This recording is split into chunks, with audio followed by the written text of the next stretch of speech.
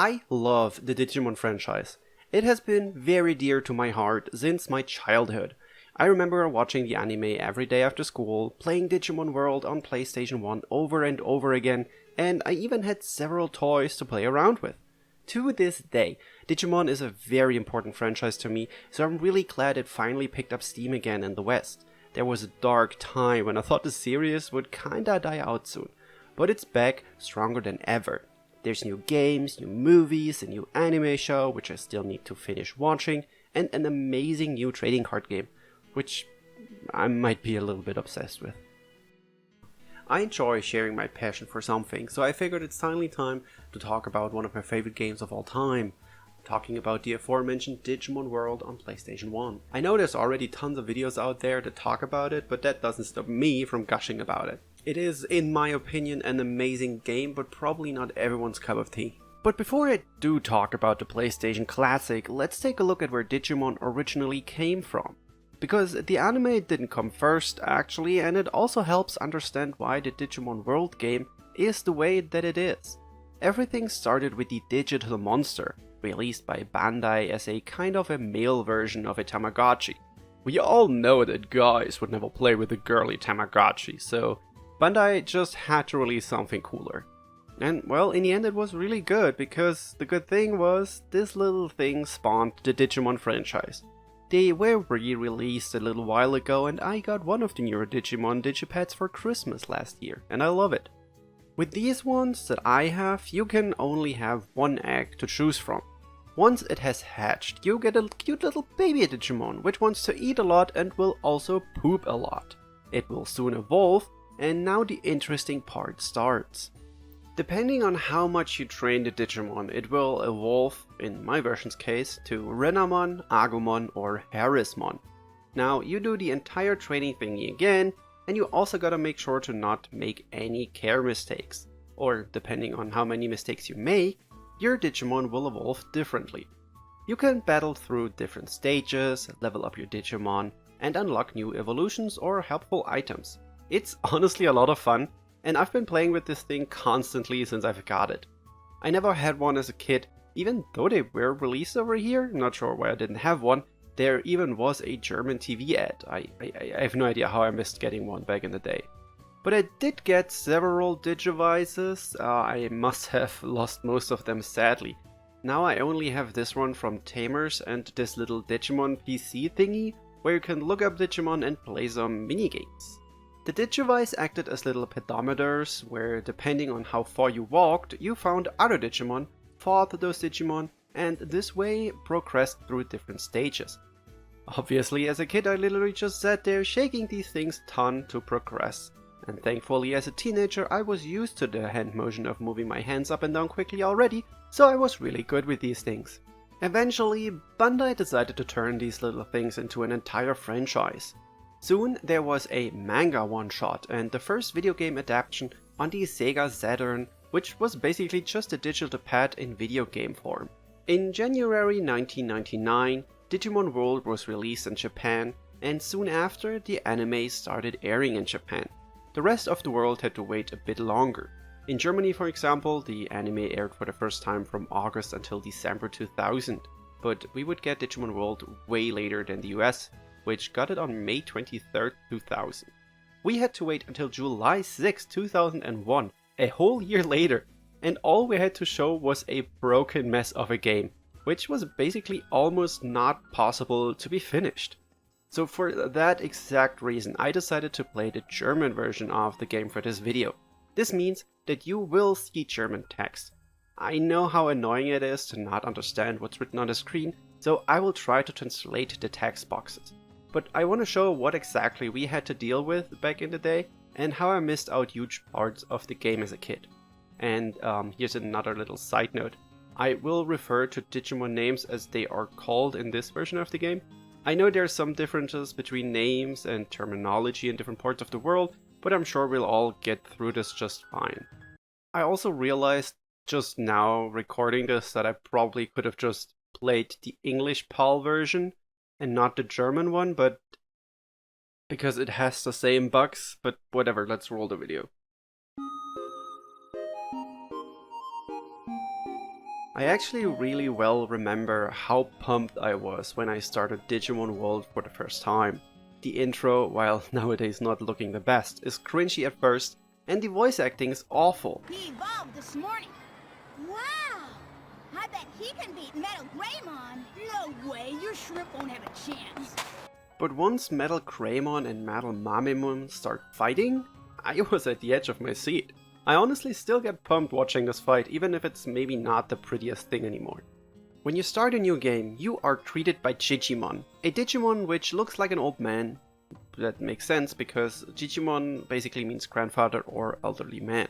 It asks if you have a Digivice, and depending on your choice, you can get 2 different second questions. The outcome is basically the same though. How you choose your answers lets you start either with an Agumon or a Gabumon. For this run I decided to start out with an Agumon. After giving it a beautiful name, another cutscene starts which explains how you end up in the Digimon world. It's certainly something. These cutscenes, man. He's saying something. Huh?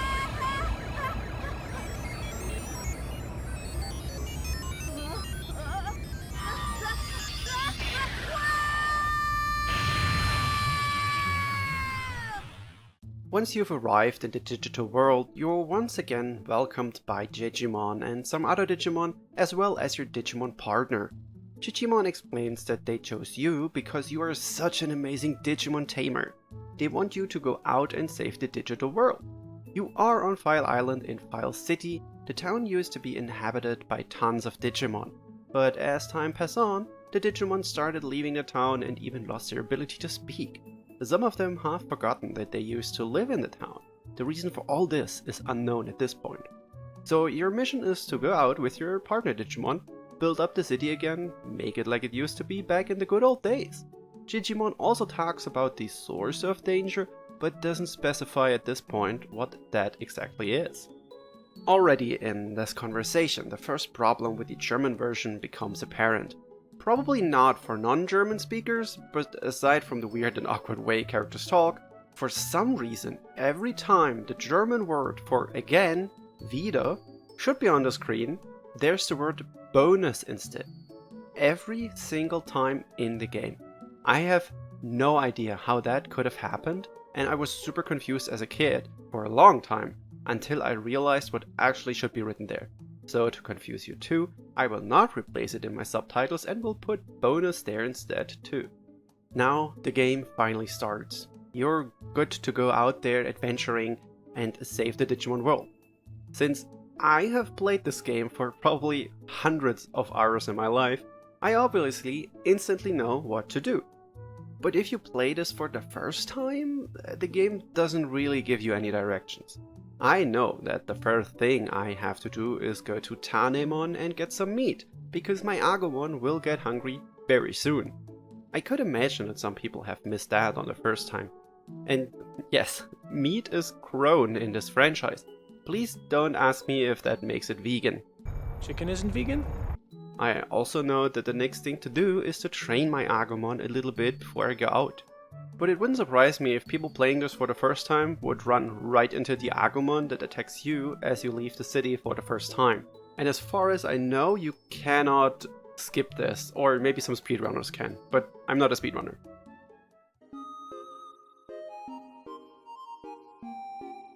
But let's talk about the basic gameplay loop for a little bit first. As with the original digital pad, your Digimon needs to eat, sleep and, well, poop.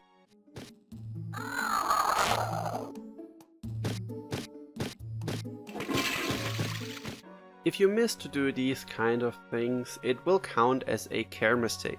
You have to go and train your Digimon stats on the training ground, but battling will also increase stats a little bit, and there's items in the game that you can feed your Digimon to raise stats more quickly. There's also a porta potty item which you can use if your Digimon needs to poop and there's no toilet around. You don't want your Digimon to poop all over the place, right? Depending on how high the stats are after a while, your Digimon will evolve into one of several options. If none are met or you've done too many care mistakes, it will evolve into Numemon or Sukamon. I have no footage of that because I am amazing at this game. I'm sorry.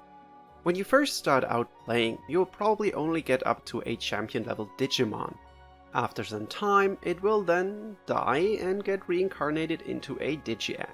You can now choose one of 4 Digi-Eggs, and you will have to do the training again. When you have reached certain goals in the game, like getting an ultra level Digimon for the first time, or getting an especially difficult to obtain Digimon, you will rank up your Tamer level. The higher your Tamer level, the better the stats are when your Digimon gets reborn. So it's not like you have to start completely over from zero after a certain amount of progress. But you have to be careful! Your Tamer level can also go down if you mess up too much or if your Digimon dies too much in battle. So, for example, if your Digimon poops all over the place, like my Leomon here, you will get demoted. Did my Leomon go wild like this for a reason, by the way, and I promise I will explain the reason for the poop carnage at some point in this video. So basically, you train your Digimon a lot, feed it, let it poop, then fight your way through the digital world, recruit specific Digimon to join the city. I can absolutely understand when people find the entire training process tedious and not really fun, because quite frankly, both things ring very true. You have to hit certain stat points to get specific Digimon, and that can get really difficult. Then there's the fact that your Digimon can't just train forever. They get exhausted and then you have to run to Digimon's house to have them rest. It's an annoying back and forth, which could people turn away from playing. I get that. While I usually don't use guides to get the Digimon I want, because I like to do whatever and let things surprise me, for this video, since I had kind of a plan in mind what I wanted to do, I started using a website in which you can enter your Digimon's current stats, and it will show you what you can evolve into with those stats, and what you have to do for the evolution you want if you haven't met them yet. It's really helpful and makes the game quite a lot easier actually, so if you want to experience the game for yourself but don't want to have to deal with the randomness of it, which I personally enjoy to do, I would recommend using this website. I will link it in the description down below.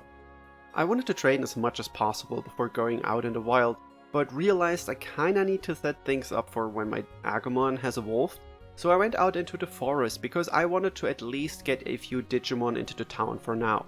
My goal was to recruit Palamon, because when you start out you only get 3 portions of small meat every day. A champion Digimon will plow through that with just 1 meal session, so I needed either more fruit that can be found in the wild, or recruit Palamon, which will give me better meat, no pun intended. When you go out of the town for the first time, like I already mentioned, you will run into Agumon. This is, like I mentioned, pretty much unavoidable, but it's not a difficult fight and it shows you how the battles play through, so let's talk about them.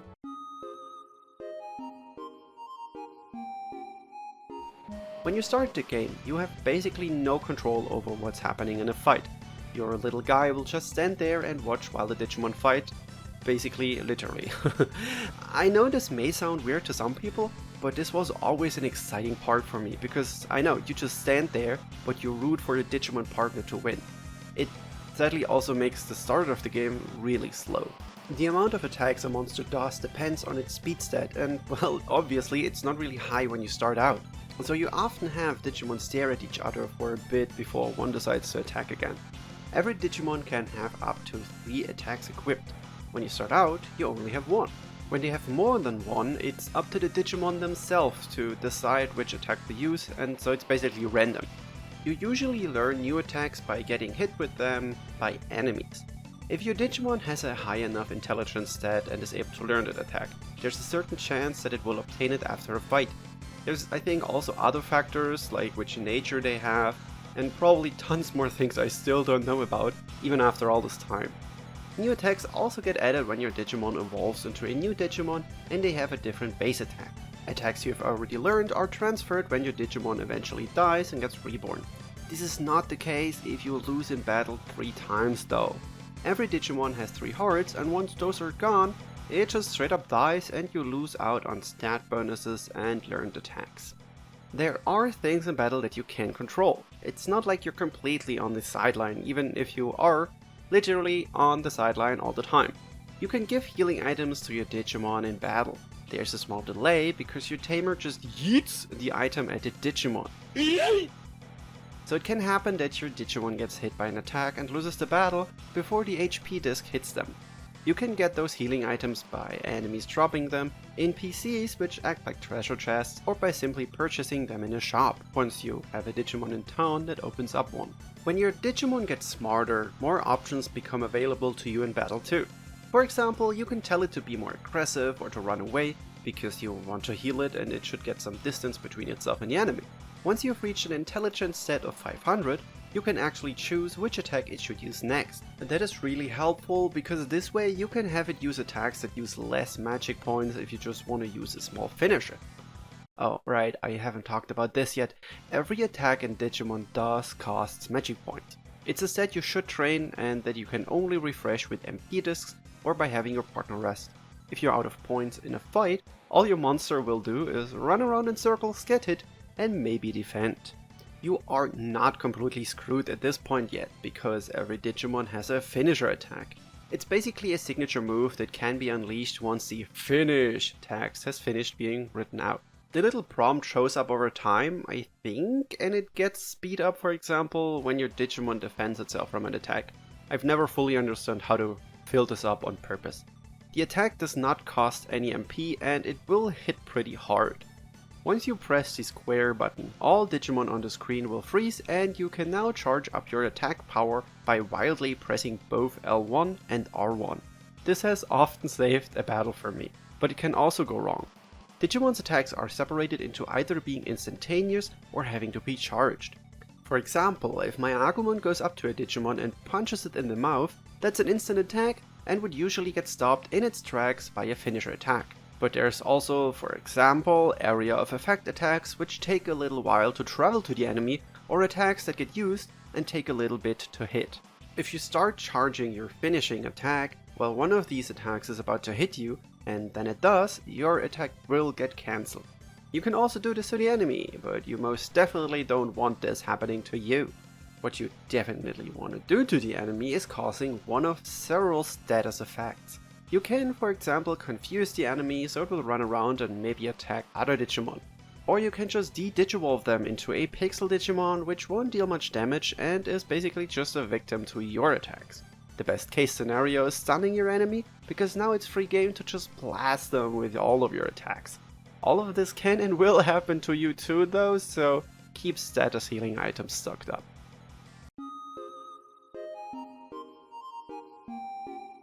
Like I mentioned earlier, my first goal for this journey was to get Balamb into the city. Once I've beat them up, I continued training until my Agumon evolved for the first time into a Tyrannomon. Now that I've got a somewhat strong partner, I went around and recruited some Digimon. So I think this is a good time to talk about the different ways of how recruiting Digimon can go. The progress of the city is tracked by prosperity points, and you can talk to Digimon to have it tell you what the newly joined Digimon will do in the city and what prosperity level you're currently at. While some of the Digimon you just have to beat up to have them join the city, other Digimon have different ways of recruiting. Koalamon, when you meet it for the first time, for example, helps you cross the river and also somehow fixes a broken bridge that's now repaired, so you can just use that passage the next time. Always wondered who does that. Anyway, if you talk to Koalamon again, it joins the city. When you meet Betamon, it joins the city when you just talk to it and it opens up a shop. Sometimes you need to get lucky to have a Digimon join you. Monochromon, for example, will have you run its shop for a little while, and it's pure hell and RNG. You need to raise a certain amount of profit, and while you can either raise prices or lower them, in the end you need to get lucky and have the Digimon ask for the expensive things like the medicine. If all they want is toilets and meat, you will never meet the needed criteria to have Monochromon join you and open up a bigger shop in File City. I recommend having your Digimon sleep right outside of the shop, so you can save before going in, so that then, if it fails, you can reset the game. Then some Digimon take a little bit longer until they join you, like Tremogamon for example. You have to help it carry out dirt that it creates from digging a tunnel. Once you're done, it will basically just chill until you have defeated and recruited Meramon. This one opens a restaurant, by the way, where you can feed your Digimon for money and get certain stat boosting effects. Now Tremogamon will drill another tunnel. Once it's finished with doing that, you can finally ask it to join the city. One of the funniest recruits though is Leomon. You meet it while it protects a Patamon. When you talk to Leomon after that, it tells you it's looking for something its ancestors left it, so it can't join the city, and it has to search for it. After some time has passed, you can go deeper into Tremogamon's caves, where you find a tablet that you cannot read. You bring it to Leomon and it literally just says, "Go to the city, Leomon, you idiot." And then, well, then he joins the city. It's so stupid, but also kind of funny and really charming. And there's even more different ways of recruiting Digimon, like getting medicine for Unimon because it's hurt, or getting through a maze where Centaurimon shoots at you, only for you to discover an entire new area after this part. Anyway, I think you get the point. Recruiting Digimon is not just beating them up. Most of the time there are different objectives you have to fulfill first. This makes it really exciting, but sometimes also a mess. Some Digimon will only spawn randomly at certain times of the day, like Piximon or Metal Mamemon. I do not have footage of that because, well, like I said, it's random, and I didn't want to try forever until I finally meet them.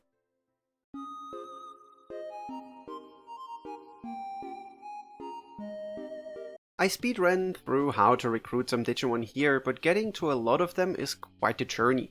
When you play the game for the first time, exploring new places can be exciting because you don't know which recruitable Digimon to expect or which wild monsters you'll have to fight.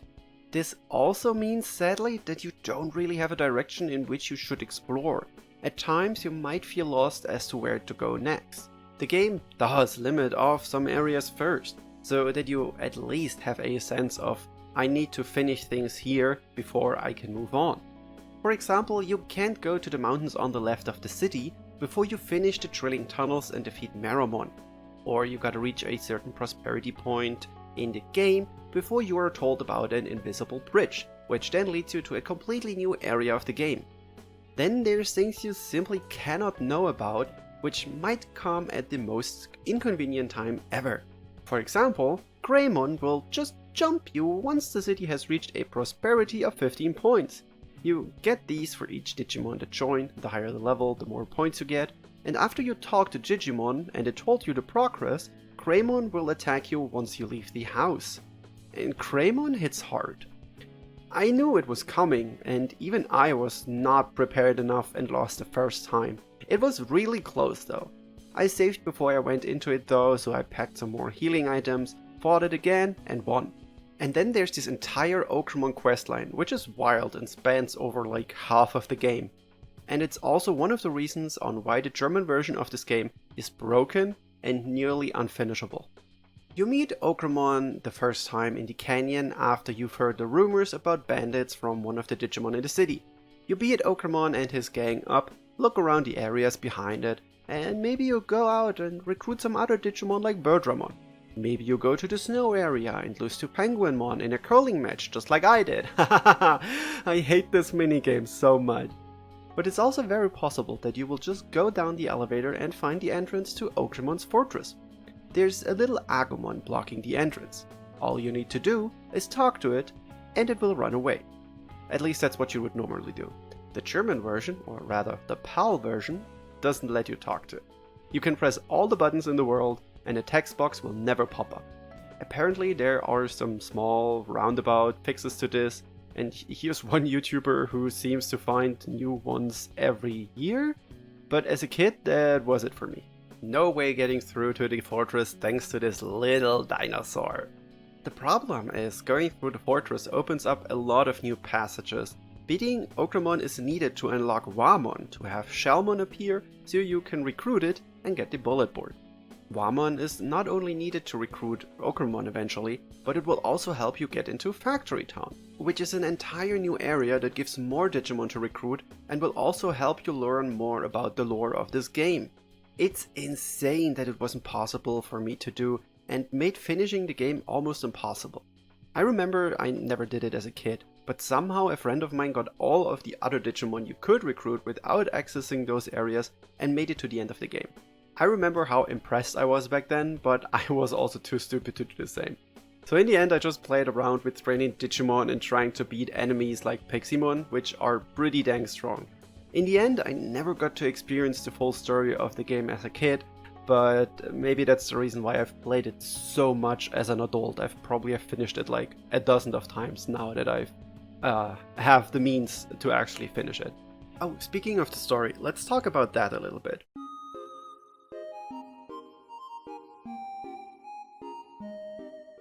You don't get a whole lot of story tropes in this game, but the ones you get are more than enough to tell what happened in the past. Like Digimon tells you at the start of the game, the Digimon of this world have forgotten their pasts and moved elsewhere. When you meet Sherrymon, it basically tells you the same thing, only with a few additional informations about how the Digimon started changing 80 years ago. At some point, the Digimon viewed the current state as normal and didn't see a problem in not living in the city anymore.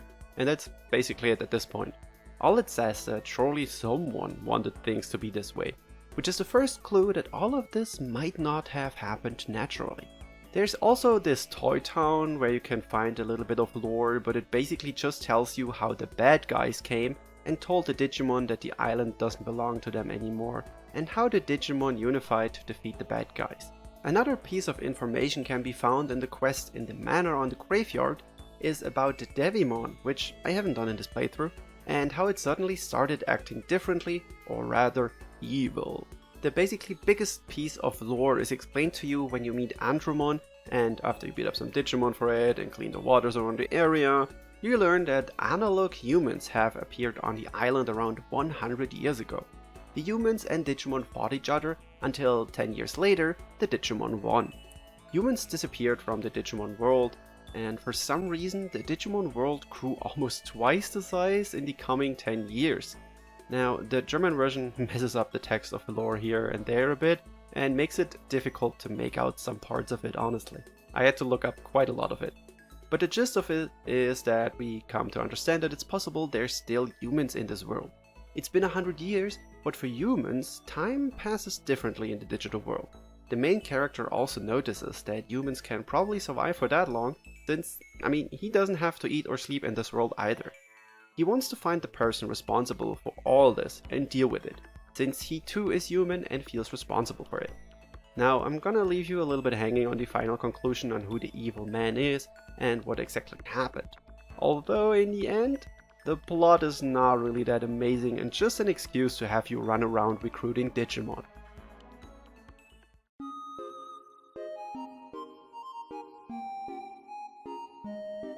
Let's talk about what the Digimon that you recruit do in the city. Most of them have actual use to you, but some just like to hang around. I mentioned how Monochromon opens up a shop, but there's also other Digimon that will join it and be present at different times of the day.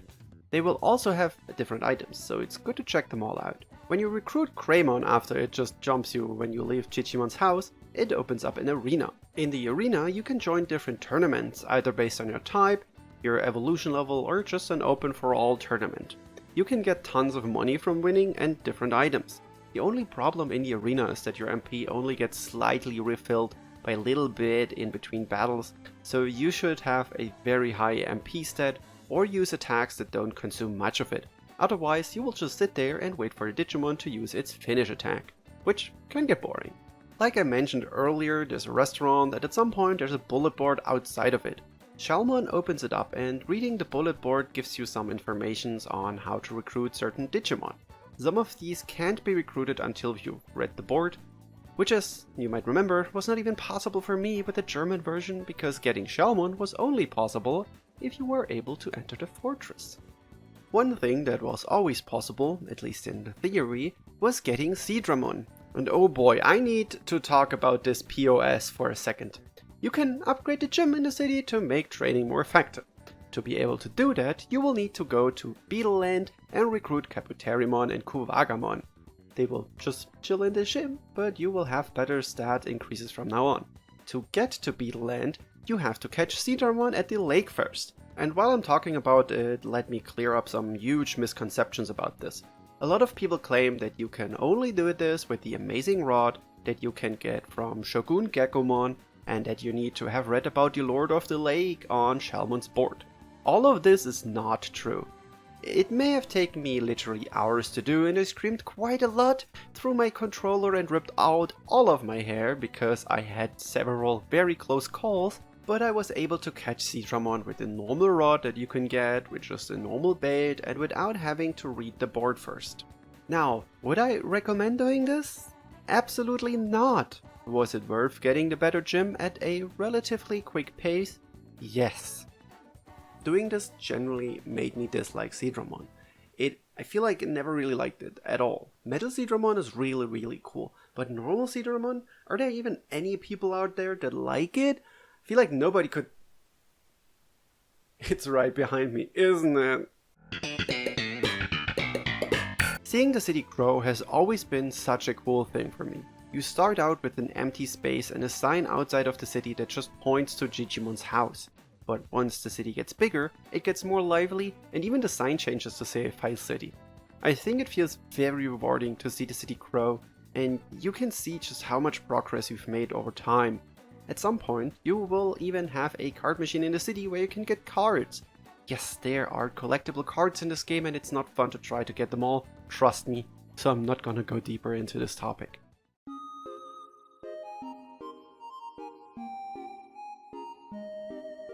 Let's quickly talk about the graphics and the soundtrack of Digimon World. The game features over 100 Digimon, and you can have around 60 different types of Digimon as your partner.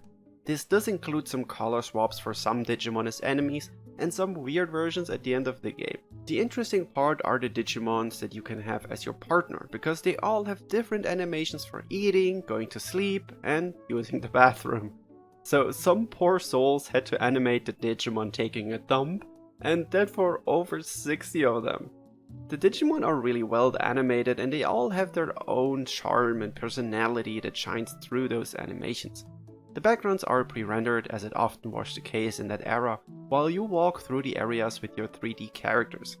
Thanks to the semi-anime style and the design of the Digimon, I personally think the game holds up quite well, even if it's extremely old, probably older than some of you watching.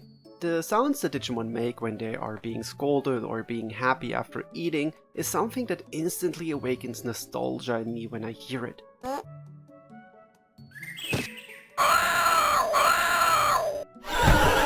The soundtrack in general is something I love because it includes a lot of very relaxing music. I often use the File City theme in my videos because it's such a relaxing track. I even used it in this video, maybe even right now. But yeah, it's something I like to put on in the background while doing some other stuff, like writing video script.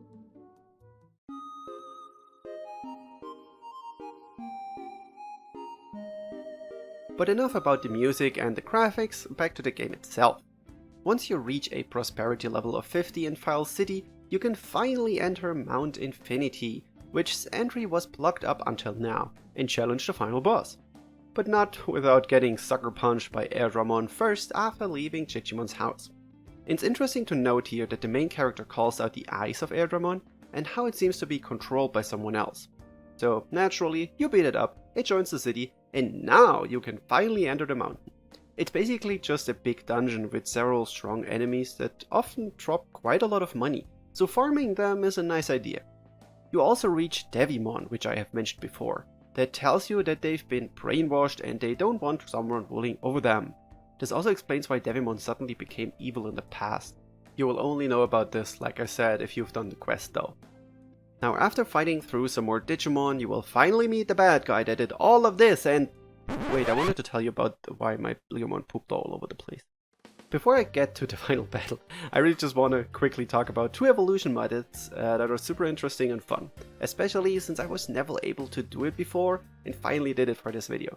I finally wanted to get a Metal Mamemon! See, I had a Leomon after a few rotations of Digimon. Getting Leomon is a bit more difficult, which is why you even level up your Tamer rank when doing it. Now the next stage of my plan was to get Mamemon.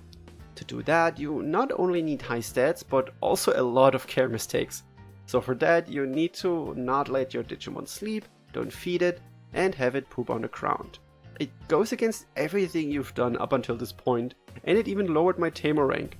But after a while, my Leomon turned into Mamemon, which is already cool, but we wanted something even better. Something I was never able to do, because I wasn't able to get into Factory Town. In Factory Town, there is a Guardramon that you can talk to that will only be helpful if you have a Mamemon.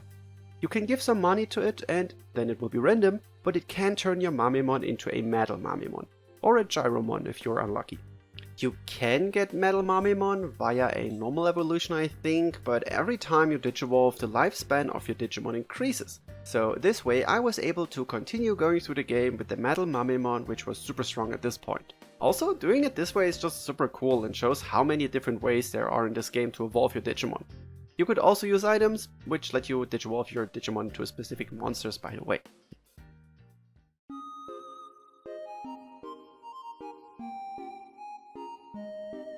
Back to the final battle. When you enter the final room on Mount Infinity, you find some old dude, and he's called Analog Man, which is funny because it's the opposite of Digimon. Get it? Analog Man? Digital monsters?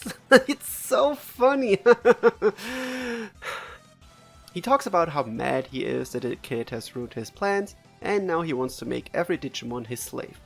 Now we can talk about the rest of the lore. Analog Man is, I would say, a hacker that came to the Digimon world an unknown time ago. Like the game tells us, in the digital world it's been dozens of years. It's not entirely clear to me if there were others that joined him and fought the Digimon to make them slave, and if he's just a sole survivor, or if it was just him back then. But it was him 80 in-game years ago that started changing Digimon's behavior, for example by poisoning the waters in Factory City. This is part of the quest you do in Factory City to recruit Antramon, like I mentioned earlier. It was also him that brainwashed Devimon and Airdramon, which attacked you in File City, or the Metal Greymon, which you meet right before entering the final room. So to summarize, as always in life, an old white dude messed things up because he wanted to have control and power. He views Digimon only as tools and wants to enslave them all. Now the final challenge in this part of the story comes up. Is your Digimon partner stronger or a slave of Analog Man's? The slave in this case is a Machine-Dramon. Machine-Dramon? People seem to be very split about how it's pronounced. Naturally, we have an easy win and have to use literally tons of healing items because this fight is really tough. Analog Man isn't too happy about this, so he wants to blow up the island. He goes to an unspecified location and we are helpless, we can only watch. We hear Digimon's voice suddenly out of nowhere, telling us everything will be fine, and then we watch Analog Man start screaming and I don't really know, die? It's kinda horrifying to be honest. But before we die ourselves in an explosion, Airdramon comes through a portal and saves the day. And that's it. We leave the Digimon world since now there's peace. Look, I mean, I told you, the plot isn't really that impressive, and so isn't the finale of this game. Our main character goes back to the real world, and with a super duper cute smile welcomes his mom. But that's not it. When you load your save game, you are greeted with another beautiful cutscene. The main character tells his friends what he did in the digital world and no one believes him, of course, because if some guy tells you that they've been to a digital world and been there for months fighting against Digimon, recruiting Digimon, would you believe him? Honestly, sit down, think about it, would you believe him? Anyway, he talks about his friends about this and suddenly Mamemon jumps out of his Digivice and tells him how Analog Man came back and you need to defeat him again. I have no idea how the main character understood all of this though. What are you saying? Analog Man is back again?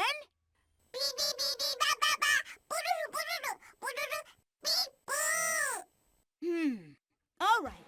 This basically allows you to continue playing, opens up some more paths for recruitable Digimon, and lets you fight a stronger version of Machine-Dramon on Mount Infinity. You can also try to evolve every possible Digimon, collect all cards, or just play around however you would like to. This game has more endgame content than all Pokemons ever combined! Haha! You really thought I would get through the video without a single comparison and a dumb joke? Of course not! Anyway, that's, well, is Digimon World for the original PlayStation.